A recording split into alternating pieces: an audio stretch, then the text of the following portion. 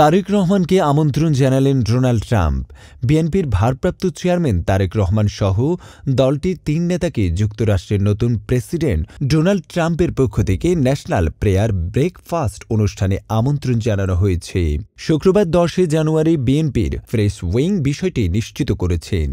জানা গিয়েছে, national prayer ব্রেকফাস্টে তারেক রহমান, বিএনপির মহাসচিব মির্জা ফখরুল ইসলাম আলমগীর এবং স্থায়ী কমিটির সদস্য আমির খসরু মাহমুদ চৌধুরীকে আমন্ত্রণ জানানো হয়েছে। শুক্রবার বিএনপির মহাসচিব আমন্ত্রণপত্র পেয়েছেন।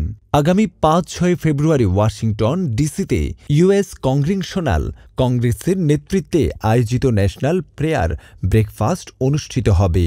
ন্যাশনাল প্রেয়ার ব্রেকফাস্ট হল যুক্তরাষ্ট্রের ওয়াশিংটন ডিসিতে অনুষ্ঠিত একটি বার্ষিক অনুষ্ঠান।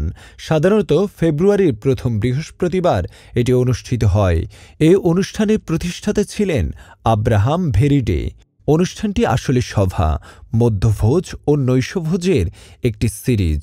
ন্যাশনাল প্রেয়ার ব্রেকফাস্ট বার্ষিক প্রায় ৩,৫০০ অতিথি অংশগ্রহণ করেন, যাদের মধ্যে ১০০টির বেশি দেশ থেকে আমন্ত্রিত অতিথিরাও থাকবেন।